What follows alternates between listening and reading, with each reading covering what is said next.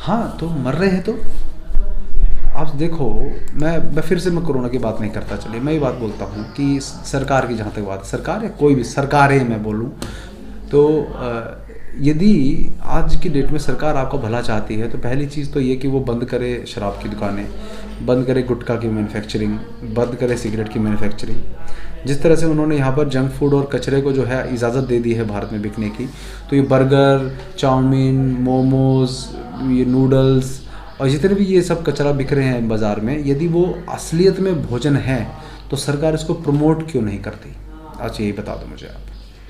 सरकार को प्रमोट करना चाहिए ना अपनी वेबसाइट पे, आयुष मंत्रालय की वेबसाइट पे या अपने जो स्वास्थ्य मंत्रालय की वेबसाइट पे कि आप बर्गर पिज़्ज़ा खाओ, लेकिन नहीं प्रमोट करती है। ऐसा क्या कारण है?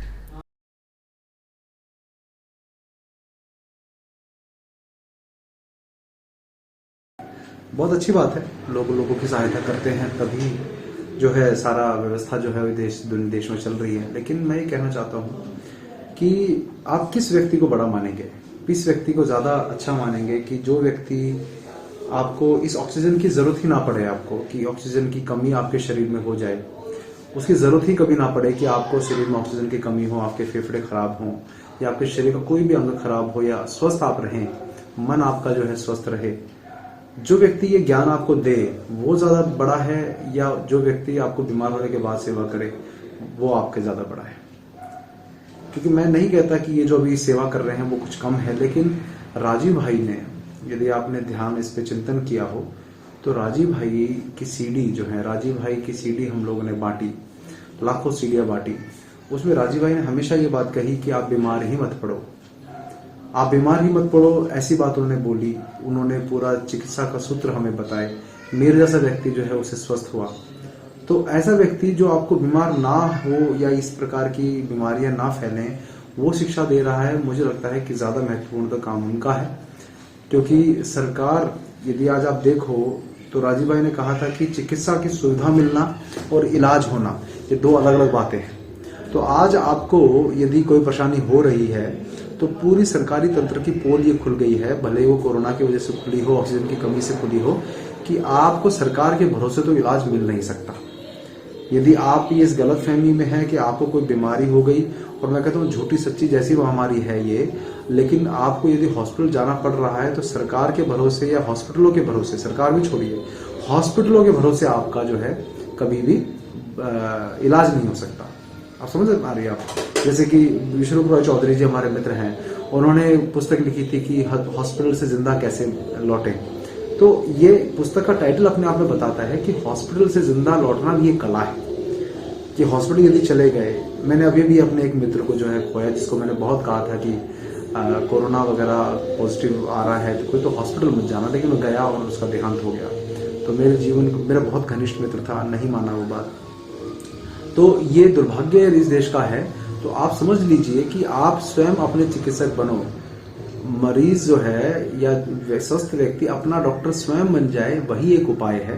तो हमें लगता है कि इस विषय में राजीव भाई का 2007 में चेन्नई में दिया वो जो व्याख्यान था चिकित्सा के ऊपर, जिसने हमारे भी जीवन में परिवर्तन किया, वो आज की डेट में बहुत रेलेवेंट हो गया है। हॉस्पिटलों के सहारे आपको नहीं मिलने वाला, तो इसलिए आप सभी इस बात का ध्यान दीजिए कि आप सबको जो है इस विषय पे बात जरूर करनी पड़ेगी कि हम अपने चिकित्सक स्वयं बने और अपने घर में शुद्ध भोजन खाने का और करने का जो है हम लोग उपाय करें, वही एक बचाव है। इसीलिए हमारा जो है कुछ प्रकल्प भी शुरू हुए हैं, जिसकी जानकारी मैं इस वीडियो में नहीं देना चाहता शुद्ध उत्पादों के लिए, तो क्योंकि फिर ये प्रचार लगेगा उसका। लेकिन हमें शुद्ध खाने पे जोर देना है, आपके आसपास मिले वो बहुत अच्छा है।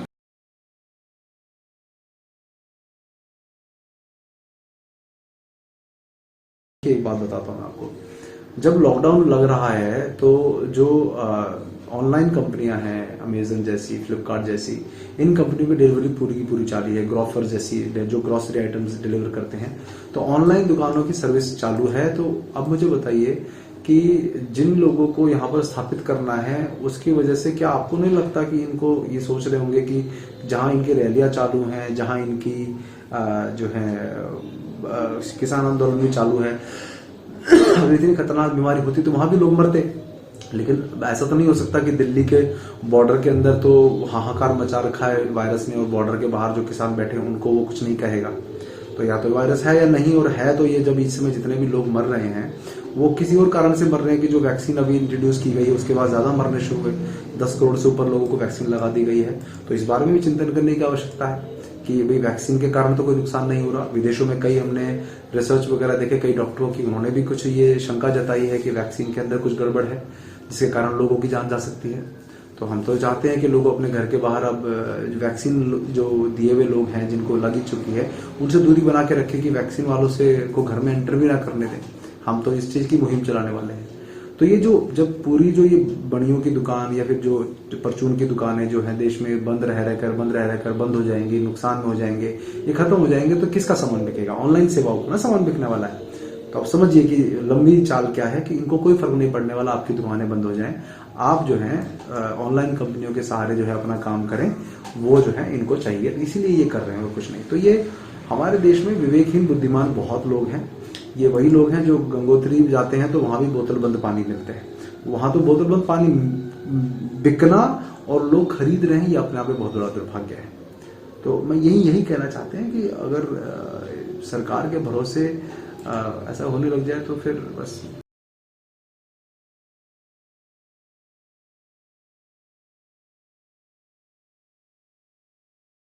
देखो भाई, बात यह है, मेरा एक साथी जो है मुझसे उस दिन फोन करके पूछा तो बोलता है कि वैक्सीन लगवाने की, मैं तो वैक्सीन लगा ली है तो आपने क्यों नहीं लगवाई?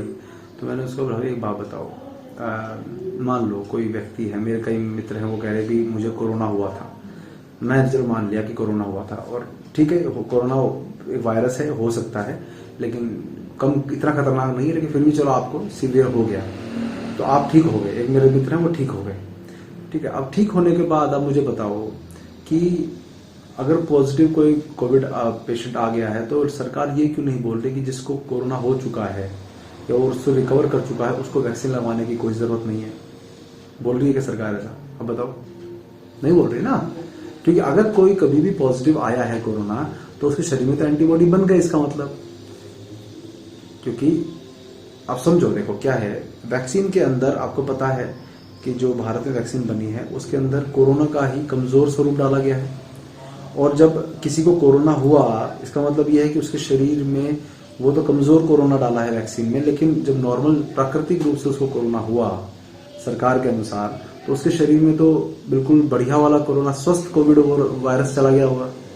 अब मुझे बताओ कि स्वस्थ कोविड वायरस जाने के बाद वो व्यक्ति बच गया, मतलब शरीर ने उसको लड़ भिड़ के खत्म कर दिया, तो कौन सा वायरस की बनी हुई एंटीबॉडी ज्यादा चलेगी? उस वायरस की एंटीबॉडी ज्यादा बनेगी जो कमजोर करके टीके में डाल के आपके शरीर में डाला जा रहा है, या फिर उस वायरस का एंटीबॉडी ज्यादा चलेगी जो नॉर्मल स्वरूप में आकर आपके शरीर ने नेचुरल प्राकृतिक रूप से उसे लड़ भिड़ के खत्म कर दिया? जो प्राकृतिक रूप से आया वही ना। तो वो ये कह रहे हैं कि तुम्हारा ये जो कोरोना हुआ तुमको और उसकी जो एंटीबॉडी बनी वो तो कुछ महीने चलेगी, तो क्या तुम्हारा जो ये कमजोर वायरस जो डाला गया है वैक्सीन में वो जिंदगी भर चलने वाला है क्या? यदि स्ट्रॉन्ग वायरस जो शरीर में आके चला गया वो कुछ महीने चलेगा तो आपका जिंदगी भर चलने वाला है क्या? आपका तो उससे भी कम दिन चलनी चाहिए। तो हर 15 दिन में वैक्सीन लगवाओगे क्या हमको, यार हर महीने लगवाओगे? देखो बात यही है ना कि आज क्या हाल हो गया कि ऑक्सीजन का खुद इंतजाम करो, दवा का इंतजाम खुद करो, बेड का इंतजाम खुद करो, देखभाल भी तुम खुद ही करो, तो डॉक्टरों को क्या पैसे दे दो, बस यही तो हो रहा है। अभी कल ही हमारे यहाँ पे एक केस आया कि एक इधर अलीगढ़ के पास जो हरदोगंज में हमारी जानकारी के थे, उनके 28 साल के लड़के का डेथ हो गई। और कैसे डेथ हुई कि वो अच्छा भला खाते पीते छोड़ के गए थे कि बुखार में एडमिट करा दिया, तो मूर्खता करी के एडमिट करा दिया, लेकिन अब करा ही दिया तो अच्छा भला खाता पीता उन्होंने कहा कि कल सुबह मुझे डिस्चार्ज कर देंगे। खाता पीता छोड़ के आए, बातचीत करता हुआ, कुछ देर बाद 2 इंजेक्शन लगाए उसको, वो उसकी नीली बॉडी बढ़ गई, मर गया। और परिवार वालों ने हंगामा कर दिया, तो और उसकी कोरोना रिपोर्ट निकाली तो नेगेटिव। तो ये भी हो रहा है। अब आप देखो, एक मैं कल ही प्रोग्राम देख रहा था कि अगर ये कोरोना इतना खतरनाक होता है कि भैया जी कहीं करके कार्यक्रम, उस कार्यक्रम बंगाल में वो हो रहा था, लगभग 5-6 दिन पहले का कार्यक्रम है। वो खुले में जो है वो लोगों से बिल्कुल एक ग्रुप बना के खड़ा कर रखा है और वो बिना मास्क लगाए माइक से सबको देखो बात कर रहा है ना। उसने एक बार किसी को कहा मास्क पहनो। तो बंगाल ऐसा अगर वायरस है खतरनाक तो बंगाल में क्यों बिना मास्क के सब लोग कार्यक्रम भी कर रहे हैं, रैलियां भी कर रहे हैं, और वो न्यूज़ चैनल वाला भी आराम से सबके बीच में टॉक शो कर रहा है। क्यों कर रहा है? तो मतलब अगर खतरनाक है सबके लिए, है ना। अब तो समझो।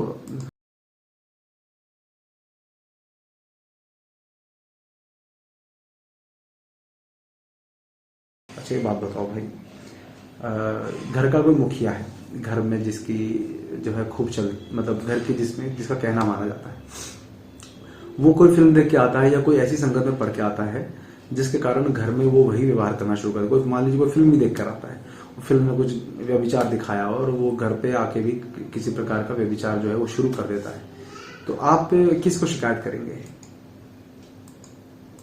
आप मुखिया को शिकायत करेंगे या फिर जो फिल्म बनाई है उसके डायरेक्टर को शिकायत करेंगे कि आपने फिल्म क्यों बनाई? उसको भी कर सकते हैं शिकायत, लेकिन आप पहले क्या कहेंगे? अपने अपने अपना जो परिवार का मुखिया जो गलत आचरण कर रहा है उसको कहेंगे ना कि ऐसा बर्ताव आप क्यों कर रहे हैं। तो ठीक वैसे ही अगर इस देश में कुछ ऐसा हो रहा है तो हम बजाय ये कहने के कि दूसरे बाहर की ताकतों के प्रेशर में आप है, लेकिन गलत यदि इस देश में हो रहा है तो हम तो अपनी सरकार को कहेंगे ना, जिसको हमने चुना है, इस देश का मुखिया के रूप में चुना है, तो हम तो उनको कहेंगे। तो अब जो है ये मतलब ये वाली बात कृपया करके मत करिए, क्योंकि ये समाज ऐसा हो गया है कि जो आर्टिफिशियल इंटेलिजेंस मतलब रोबोट्स हैं, आर्टिफिशियल इंटेलिजेंस रोबोट्स को तो ये चेतना देने में लगे हैं और जीवों को निर्जीव करने का प्रयास ही कर रहे हैं। तो ये कोई समझदारी वाली बात नहीं है, क्योंकि ये अगर कोई ऐसी इस वैक्सीन में मैं कहता हूँ क्या गजब चीज है कि प्रॉपर्टी टैक्स में भी दिल्ली सरकार ने छूट देने की घोषणा कर दी थी कुछ दिन पहले। वो पता है इस बात का कि यदि वैक्सीन लगा लिया तो आपको प्रॉपर्टी टैक्स में 15% के लगभग शायद ऐसे कुछ था छूट मिलेगी।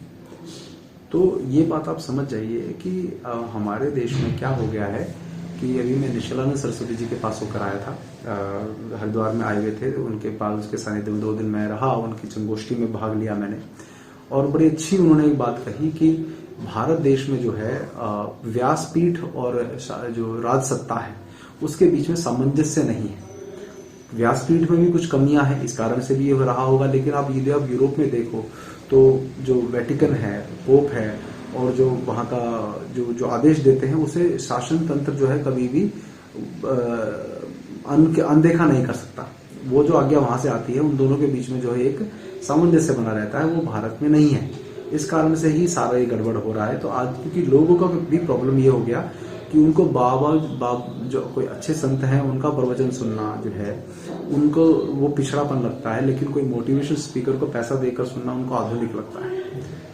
तो जब जिस देश में जोमेटो जैसे और स्विगी जैसे जो कंपनियां हैं वो लॉकडाउन के टाइम में फूड सप्लाई में लगी हुई हैं, खाना बाहर से आ जाएगा, तो वो आपको पता है जोमेटो किटी क्लब का आयोजन करता है और उसमें जो है महिलाएं आती हैं, बड़ी अच्छी जगह पे किटी पार्टी आयोजित करता है और उन महिलाओं को ये सिखा रहा है कि आपका जो ये खाना बनाने का समय है वो आप हमें दे दो, हम आपको खाना बना के दे देंगे, जो आप खाना बनाने में समय लगाते हो वो किसी और प्रोडक्टिव काम में आप लगा सकते हो। तो उनका ये कहना है कि ये काम प्रोडक्टिव नहीं है भोजन बनाना, तो ये भोजन के लिए भी जो है वो चाह रहे हैं आप बनाना बंद करो, इसमें आप कुछ और काम कर सकते हो। तो ये इस देश में सीखने वालों बड़ी बात तो जो सिखा रहा है उसकी प्रॉब्लम, जो सीख रहा है उसकी प्रॉब्लम है।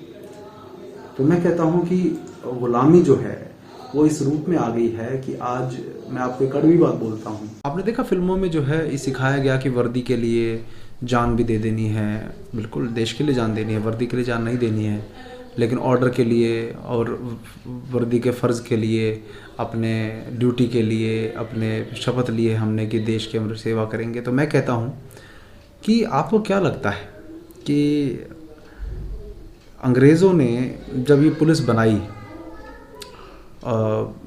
आर्मी बनाई, तो देश की रक्षा के लिए बनाई समझ गए, लेकिन जब जलियांवाला बाग जैसे या और भी जितने भी जगह पर अपनी ही देश के लोगों को पुलिस में भर्ती कर कर अपने ही देश के ऊपर लोगों के ऊपर गोलियां, लाठियां और अत्याचार करवाए गए, तो वो सब चीज़ों को आज हम देखते हैं तो हम लोग कहते हैं देखो अंग्रेज़ों ने कितना अत्याचार किया। लेकिन आपको क्या लगता है कि सेम वही पुलिस, वही वर्दी, वही कानून, वही पुलिस मैनुअल, वही जो आईपीसी धाराएं, सब कानून की सारी धाराएं वही लगाकर आज एग्जैक्टली वही नियमों से जो है देश की पुलिस और सरकार जो है वो आपके ऊपर दमनकारी नीतियाँ लागू कर देती है। आपको जो है अभी किसी प्रकार का उनके ऑब्स्ट्रक्शन करने की अनुमति नहीं है। डंडा भी चलाते हैं, गोलियां भी चलाते हैं, सब चलाते हैं। तो किसके नाम पे हो रहा है? ड्यूटी के नाम पे ना, वर्दी के नाम पे तो हो रहा है। तो मैं ये कहना चाहता हूँ कि ये किस तरह का फ़र्ज़ है, किस तरह का कर्तव्य है जो अपने देश के नहीं कुछ गद्दी पे बैठे हुए पदाधिकारियों के जो है उल्टे सीधे निर्णय, ऑर्डर्स को मानने का जो है आपको छूट दे देती है। क्या आप लोगों के अंदर इतना विवेक ख़त्म हो गया कि आपका देश जो है वो बहुत बड़ा है? वो व्यक्ति जो ऑर्डर दे रहा है वो किसी दबाव में आकर अपने, या लालच में आकर, या किसी भय के कारण, या किसी व्यक्ति के स्वार्थ के कारण वैसा ऑर्डर दे रहा होगा, तो संभव है ना। लेकिन राष्ट्र के प्रति जो सार्वभौम जो कर्तव्य है, वो कर्तव्य तो हमेशा हमारा जो है अपने देश के प्रति है। तो उसके लिए आने वाली पीढ़ियों के लिए हमें काम करना है। तो ये जो कुछ भी आप कोरोना में आज लागू कर रहे हैं, ये जो नियम लागू कर रहे हैं, तो उन सब में जो पुलिस वालों का बर्ताव, अभी मैंने एक आगरतला का डीएम था शैलेश यादव, उसका वीडियो में देख रहा था। तो वो आदमी अपने पद के मद में, आज वैसे उसने माफ़ी मांगी, वो तो नौटंकी है, माफ़ी मांग लो, लेकिन उसने जिस तरह से एक शादी में जाकर पंडित तक को के ऊपर हाथ उठा रहा है, दूल्हे को भी धक्का मार के बाहर निकाला, डंडे चलवा रहा है लोगों अंदर खाना खाते हुए लोगों पर। उसको पूछे कि तुम्हारे जो ये हैं आका हैं, ये मोदी और ये जो बाकी जो पार्टियों के सब जो रैलियां करते हैं, इनके ऊपर तुम्हारा ऐसे हाथ चलाने की हिम्मत हो सकती है क्या? लेकिन नहीं, तुमने ऑब्स्ट्रक्शन ऑफ ड्यूटी में के तहत उनमें उस वीडियो में आप देखोगे आपका खून उबाल हो जाएगा। लेकिन नहीं, वो अपना फ़र्ज़ पूरा कर रहा है, वो अपना कर्तव्य, वो कानून लागू करवा रहा है। कानून कौन सा? 1887 का कानून, जो पेंडेमिक एक्ट जो है, महामारी का एक्ट जो है, वो अंग्रेज़ों ने बनाया, उसको लागू करने के लिए, धारा 144 लागू करने के लिए जो अंग्रेज़ों ने बनाई। तो आप लोग समझ जाओ कि ये जितने भी नौकरशाही तंत्र में हैं सारे के सारे, ये कुछ नहीं कर रहे, अंग्रेज़ों के नियम कानून आप पे चला रहे हैं। तो इनको आप बहुत दूध का दूल्हा मत मानो, क्योंकि उस पद पे बैठा हुआ व्यक्ति कोई बहुत, डीएम अगर था तू शैलेश यादव, तो तुझे इतना तो समझ होगी कि तेरे को तमीज़ से, अगर उन्होंने 10 बजे से ज़्यादा कर दिया तो तमीज़ से तो बात कर सकता था। तू वहाँ महिलाओं को भी गिरफ्तार कर रहा है, आदमियों को गिरफ्तार कर रहा है, बदतमीज़ से बात कर रहा है। तो मैं ये कहना चाहता हूँ कि साथियों, ग़ुलामी जो है वो अंग्रेज़ों के हिसाब से जो है, अंग्रेज़ों के कानूनों के हिसाब से हमको अभी भी मिली हुई है। उसको जब तक आप, जब अंग्रेज़ों की तरह जब तक इसका बहिष्कार नहीं करोगे, इसका विरोध नहीं करोगे, तब तक ये आपके ऊपर जो है वो सारे अंग्रेज़ों का कानून लागू होते रहेंगे। नहीं तो आप समझ जाओ इस बात को कि ग़ुलामी दूर नहीं है। इसीलिए आप अपने घर, अपने अभी हम जो भी अभियान इसमें चलाते हैं, किसी प्रकार का इसके इंग्रेडिएंट्स के बारे में, तो अभी हमारे अवेकन इंडिया मूवमेंट के कुछ साथियों का कुछ वीडियो हमने देखा था कल। तो उन्होंने जो है पूरा डॉक्यूमेंट, कई पेज का डॉक्यूमेंट जो है वो हिंदी में लेक्चर है और डॉक्यूमेंट अंग्रेज़ी में बनाया गया है अभी। पूरा साइंटिफिक डेटा जो है इस कोरोना का खोलते हुए जो उसमें बताया है, आप सुनेंगे तो आपको गर्व होगा कि इस प्रकार के लोग इस देश में हैं जिन्होंने इतना वैज्ञानिक विश्लेषण इसका किया है और पूरा प्रूफ के साथ बताया है कि कितना बड़ा षड्यंत्र आप लोगों के साथ खेल दिया गया है। तो मैं आप सब निवेदन करता हूँ, और जो पुलिस में है सब साथी और सब जो है नियम लागू कराने में लगे, मैं आप लोगों से हाथ जोड़ के निवेदन कर रहा हूँ कि अंग्रेज़ों के बनाए हुए कानूनों की वजह से अपने देश के लोगों का दमन करना बंद करिए।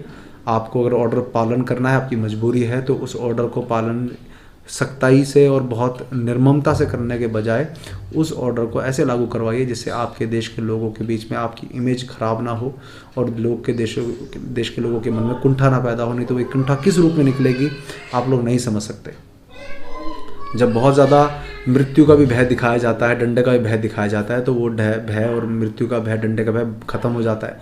और जब वो भय खत्म हो जाएगा तो आप लोगों को कहीं छुपने की जगह नहीं मिलेगी।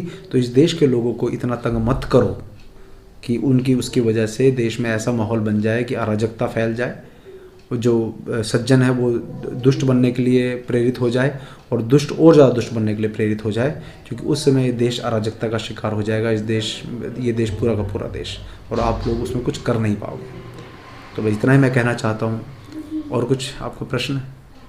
आपको याद होगा कि जो भी सरकार है, वो सरकार जो है करती क्या है कि वो हमेशा इस बात का ध्यान रखती है, चाहे अंग्रेज़ों की सरकार हो चाहे भारत की सरकार हो, ये जो एक्ट हैं, इन एक्ट के बेस पर जो है आपको गुलाम बनाने का पूरा जो है जो एक खाका तैयार किया गया या एक व्यवस्था बनाई गई, वही आज भी चली आ रही है। तो यदि मैं एक एक्ट का नाम बताऊं आपको, रॉलेट एक्ट का नाम आपने सुना होगा। सिडनी रॉलेट एक्ट थे जिनके कहने पर ये एक्ट बनाया गया था, लेकिन उसकी एक हिस्ट्री बताता हूँ मैं आपको, आज की स्थिति से आपको जो है मिलती जुलती दिखाई देगी। जब 1914 में जो है फर्स्ट वर्ल्ड वॉर शुरू हुआ, पहला विश्व युद्ध शुरू हुआ, तो उस पहले विश्व युद्ध में अंग्रेज़ों का जो है ध्यान वहाँ काफ़ी लगा हुआ था, उनके काफ़ी रिसोर्सेज सब वहाँ लगे हुए थे। तो भारत में किसी प्रकार की कोई गतिविधि, क्रांतिकारी गतिविधियाँ, आज़ादी से संबंधित गतिविधियाँ, स्वतंत्रता संग्राम से संबंधित गतिविधियों पर ज़्यादा काबू करने के लिए, जिससे कि कोई ऐसा संगठन ना उठ के खड़ा हो जाए जो उनको आज़ादी देने के लिए खड़ा हो जाए या उनको नुकसान पहुंचाए, उसके लिए उन्होंने एक डिफेंस ऑफ इंडिया एक्ट बनाया था। तो डिफेंस ऑफ इंडिया एक्ट जो बनाया गया वो पूरे तब तक चला जब तक कि फर्स्ट वर्ल्ड वॉर ख़त्म नहीं हो गई। तो विश्व युद्ध खत्म होने के बाद जब उनको आदत पड़ गई, जैसे अभी आपने एक एक्ट बना दिया कि मास्क लगाना है, ठीक वैसे ही जब 4-5 साल तक उन्होंने देखा कि इसकी वजह से ये जो डिफेंस ऑफ इंडिया एक्ट बनाया है उसके अंतर्गत आपको बिना वारंट सर्च करने की अनुमति मिल गई थी कि मान लीजिए कोई पोस्टर्स छपे हुए हैं इनकलाब जिंदाबाद के या किसी भी प्रकार का कुछ भी सर्च करने का उनको अधिकार हो गया था, और आपको शक के आधार पर बिना ट्रायल के 2 वर्ष तक जेल में डाला जा सकता था। और जब आपको जो है जज की सुनवाई ये होती थी तो वो 3 जज की एक बेंच जो है वो स्पीडी जो है केसेस की जल्दी फैसला सुनाने के लिए वो फैसला सुनाती थी, और उसके आगे यदि वो फैसला सुना दिया इन 3 जज की बेंच ने, आगे आपको अपील करने का कोई अधिकार नहीं था। आप किसी भी प्रकार का पब्लिक कोई एकत्रित एक साथ होकर कोई उत्सव नहीं मना सकते थे, आपको किसी प्रकार का कोई मेला आयोजन, धार्मिक आयोजन करने से मना था आपको। तो जब ये इस प्रकार का जब एक एक्ट बनाया गया और जब 1919 में जब वर्ल्ड वॉर ख़त्म हो गया, उसके बाद इन्होंने इस एक्ट को जो है सोचा कि अब किसी और रूप में इसको लागू किया जाए। तो सिडनी रॉलेट इनका एक अधिकारी था जिसके रिकमेंडेशन जो है, जिसने पूरे का खाका तैयार किया, उसका नाम था सिडनी रॉलेट। तो रॉलेट एक्ट इसको बताया गया 1919 में लागू किया गया था। तो इसके अंतर्गत जो है लोगों के अंदर जब इस प्रकार की वो की गई कि जिसमें लोगों ने देखा कि हमारे पर इतने सारे प्रतिबंध लग गए हैं जो आज भी आज लग रहे हैं कोरोना के नाम पे, तो उन प्रतिबंधों के अगेंस्ट उनकी बहुत भयंकर गुस्से की लहर दौड़ गई। और गांधी जी के कारण इसी में से सत्याग्रह का जन्म हुआ। जो सत्याग्रह आंदोलन चला वो उसका जन्म हुआ। उसका आगे क्या हुआ मैं उस विषय में बात नहीं करना चाहता, लेकिन उन्होंने जब 11 अप्रैल को पंजाब में मार्शल लॉ लग गया, तो उसके बाद 13 अप्रैल 1919 की घटना हुई उसमें, जिसमें जनरल डायर ने भारत के बहुत सारे लोग, हजारों लोगों को जो है गोली से भुनवा दिया, मरवा दिया। तो ये जनरल डायर ने जब ये आदेश दिया तो सोचिए कि उसमें जो गोली चलाने के लिए आए थे, जनरल डायर तो अकेला एक अंग्रेज था, बाकी जो गोली चलाने के लिए आए थे वो कौन थे? जो सैनिक वहां पर जिन्होंने गोली चलाई वो कौन थे? वो भारतीय थे। वो भारतीय जो थे वो किसका पालन कर रहे थे? वो लॉ का पालन कर रहे थे, जिसमें हजारों लोगों की भीड़ जो इकट्ठी हो रही थी वहां पर, उस भीड़ के ऊपर जो गोली चलाने के आदेश दिए गए, क्यों? फर्ज के कारण। तो 1922 को वो एक्ट वापस ले लिया गया। बहुत ज़्यादा परेशानी हुई लोग उनको, लेकिन इतने दिनों में जो इन्होंने दमनकारी नीतियाँ अपनाई उसके कारण हुआ क्या? आज जो है ठीक वैसा ही हो रहा है। आज आपको किसी प्रकार की आप इसके अगेंस्ट बात नहीं कर सकते, आपके सारे अधिकार छीन लिए गए हैं, आप सड़क पे चलने के लिए आपको अधिकार नहीं है, कोई आयोजन करने का अधिकार नहीं है। इनकी रैली आयोजित हो सकती है लेकिन आपके जो है मेले आयोजित नहीं हो सकते, आपकी शादी आयोजित नहीं हो सकती। तो ये उस समय से अब में फ़र्क क्या है? एक्ट भी वही है, कानून भी वही है, पुलिस भी वही है, सिर्फ चेहरे तो बदल गए और उससे तो बदला क्या है? तो जिस प्रकार उस समय सत्याग्रह आंदोलन चला, मैं चाहता हूँ, मेरा जो मत है वो ये है कि हमें भी एक ऐसा आंदोलन चलाना चाहिए। हालांकि वो बहुत मुश्किल है, लेकिन एक मैं सॉल्यूशन की यदि बात करूं कि इस प्रकार के आंदोलन के खिलाफ एक असहयोग आंदोलन चलाना चाहिए। असहयोग में जिसमें मान लीजिए कोई पब्लिक जो है हमें, लेकिन उसके लिए बड़ा काम करना पड़ेगा कि कोई कंपनी है जिसका जो कह रही है कि बिना जो है टीकाकरण लगाए आपको हम जो है अंदर नहीं आने देंगे, अपनी कंपनी में काम नहीं करने देंगे। तो मैं ये मानता हूँ कि अगर कुछ लोग जागरूक हैं उस कंपनी में तो वो सभी के लोगों को बोलो कि आप मास रेजिग्नेशन दो। आप जो है एक पूरी सब लोग जितने उस कंपनी के एम्प्लॉय सब रेजिग्नेशन अपना दे दो। वो कंपनी जो है बर्बाद होने पे आ जाएगी। तो वो घूम फिर के अपने इस निर्णय पे सोचेगी, क्योंकि अभी क्या हो रहा है कि सरकार लिखित में नहीं दे रही, लेकिन यदि पब्लिक जो कोई कंपनी है, जो प्राइवेट कंपनी है, वो प्राइवेट कंपनी जो क्या कर रही है कि अपने एम्प्लॉयज़ को तानाशाह की तरह कह रही है कि भाई अगर नौकरी करनी है तो लगवाना पड़ेगा। तो अगर सारे लोग रिजाइन कर देंगे तो कैसे चलेगा। ठीक वैसे ही सरकारी नौकरियों में भी करना चाहिए, ठीक वैसे ही जो है व्यापारी भी करने चाहिए, ठीक वैसे ही तो एक तरह से हड़ताल पूरे देश में हो जाए कि जिसमें कोई किसी प्रकार का काम नहीं करेगा। लेकिन ये बहुत मुश्किल काम है, क्योंकि इन लोगों ने दिमाग से पहले ही खेल कर इतना बड़ा काम कर दिया कि सबको मानसिक रूप से इतना तैयार कर दिया है कि बिना वैक्सीन के आप लोगों को जो है वो कोई कुछ होने नहीं वाला आप लोगों का। तो ये जो बड़ा गेम खेल दिया गया है, ये बड़ा खतरनाक हो गया है। तो इसके लिए हमें लगता है कि कुछ बड़ा आंदोलन खड़ा होना पड़ेगा, तभी करेंगे, नहीं तो आपके सारे अधिकार खत्म होने वाले हैं, ये ध्यान रखिएगा। क्योंकि अभी हो क्या रहा है, जैसे मान लीजिए मैं आपको रेगुलर 10 दिन तक हॉरर फिल्म दिखाऊँ, डरावनी फिल्म दिखाऊँ, भूत की फिल्म दिखाऊँ जिसमें आप डरे हो, तो आप 10 दिन तक दिखाने के बाद 11वें दिन हो सकता है कि आप जिंदा भी ना बचें, क्योंकि आपका वात इतना बढ़ जाएगा, वायु शरीर में इतनी विकृत हो जाएगी। और डरावनी फिल्में रोज देख कर, रोज फिल्में अगर दिन रात में दिखाऊं, तो अभी जो न्यूज़ चैनल में चल रहा है, ये क्या है? ये वही तो है, ये डरावनी फिल्म ही तो है एक तरह से, जो आपके मन पे इतना प्रभाव डाल रही है, डरा रही है आपको। तो आप जो है ज़्यादा इस डर की वजह से मर रहे हो। ओशो ने तो बड़ा अच्छा बोला था इस बारे में। ओशो ने यही कहा था कि सबसे खतरनाक वायरस है डर। कि उन्होंने कहा था कि महामारी से कैसे बचें, ये प्रश्न ही गलत है। प्रश्न ये होना चाहिए था कि महामारी के कारण मेरे मन में जो मरने का डर बैठ गया है, उस डर से कैसे बचा जाए। क्योंकि महामारी से बचना तो बहुत ही आसान है, लेकिन जो डर आपके और दुनिया के लोगों के भीतर बैठ गया है ना, उससे बचना बहुत मुश्किल है। अब इस महामारी से कम लोग इस डर के कारण ज़्यादा मर रहे हैं। तो डर से ज़्यादा खतरनाक जो है इस दुनिया में कोई नहीं, कोई वायरस नहीं है। इस डर को समझिए, अन्यथा मौत से पहले ही आप एक जिंदा लाश बनकर रह जाएंगे। तो आमतौर पर हर आदमी डर में थोड़ा बहुत रस लेता है। अगर डरने में मज़ा नहीं आता तो लोग भूतिया फिल्म नहीं देखते, हॉरर फिल्म नहीं देखते। वो देखने क्यों जाते हैं? इसीलिए जाते हैं कि डर में उनको मज़ा आता है, रस आता है। अपने भीतर इस डरने और डराने के रस को देखिए, क्योंकि आम जिंदगी में जो हम डरने डराने में रस लेते हैं वह इतना ज़्यादा नहीं होता कि आपके अचेतन को पूरी तरह से जगा दे।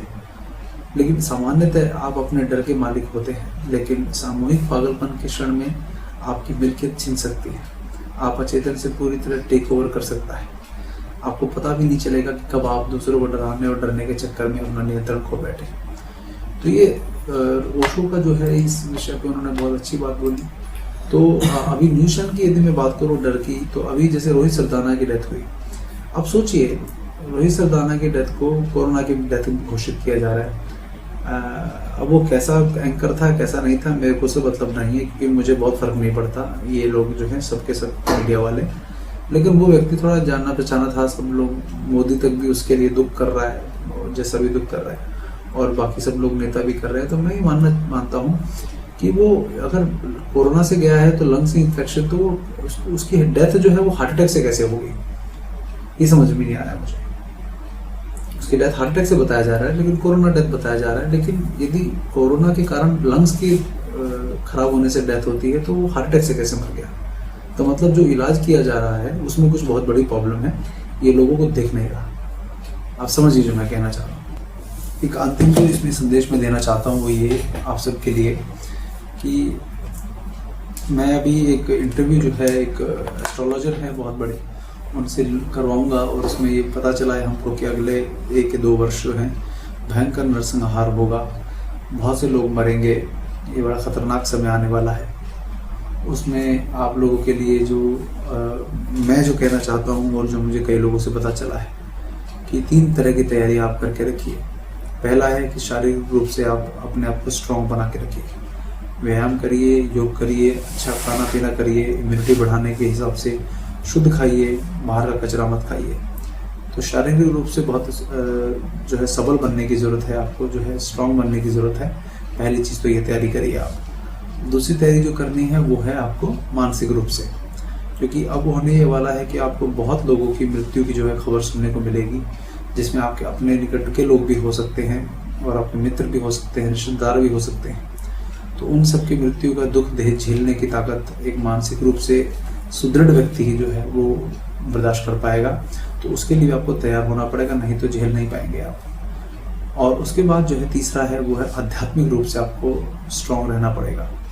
तो आध्यात्मिक रूप से स्ट्रांग रहने के लिए आपको करना क्या है, ये करना है कि आपको, यदि आपके गुरु हैं, आपके कोई सदगुरु हैं, उनके द्वारा दिया गया कोई गुरु मंत्र है उसका जाप करिए। कोई और जो मंत्र जो आपको लगता है किसी ईश्वर के प्रति उसका जाप करिए। अपने कुल देवता का मंत्र का जाप करिए, कुल देवता का स्मरण करिए। तो आध्यात्मिक रूप से स्ट्रांग होने की बहुत ज़रूरत है, क्योंकि ये वही जो है आपको निकाल के ले जाएगा इस परेशानी से। और अपने पास जो है आगे 2 साल के अंदर जो दिक्कतें आने वाली हैं, अपने पास अनाज का स्टॉक जो है खूब रखने के प्रयास करिए, जिससे कि अब कोई भी संकट का समय आए जिसमें सरकार जो है वो विफल हो जाए किसी प्रकार से, तो आपके पास अपने भोजन की व्यवस्था रहे। क्योंकि सरकार से कोई उम्मीद मत करिएगा कभी भी। तो अपना खाने का, भोजन का जो है अनाज की व्यवस्था 2-3 साल के हिसाब से बैकअप बना के रखिए, क्योंकि बहुत कठिन समय आने वाला है। तो ये बात आपको अजीब लग रही होगी, लेकिन इसमें करने में कोई हर्ज नहीं है। तो आप कहेंगे कि हमें फिर क्या करना अगर ये सब कुछ होना ही है। तो मैं ये कहना चाहता हूँ कि ये सब कुछ होना ही है, उसमें हमें अपना कर्तव्य जो है धर्म का जो है, धर्म हमारे जो पक्ष है धर्म का वो लेकर रखना है कि गलत को गलत और सही को सही कहने वाले जो पक्ष है वो उसके हमें करके रखना है। जैसे महाभारत में था, क्योंकि महाभारत होने वाली थी लेकिन उसमें धर्म का पक्ष लेने वाले वही बचे जिन्होंने धर्म का पक्ष लिया। तो आप सबकी जो भूमिका है इस पूरे षड्यंत्र को रोक पाए या नहीं रोक पाए वो नहीं है। आपकी भूमिका है कि आपका कर्तव्य, आपकी क्षमता अनुसार आप जो है धर्म का पक्ष लें। तो वो तभी संभव हो पाएगा जब आप जो है गलत चीज़ के विरोध में आवाज़ उठाएंगे, तभी उसका संभव हो पाएगा। तो इसीलिए आप सबसे मेरा निवेदन है कि ये आप करें, जिससे कि आपके जीवन में जो है ये जो बड़ी परेशानियां आने वाली हैं अभी, उसके लिए आप तैयार हो पाएँ। तो बस इतना ही मेरा कहना है। वंदे मातरम।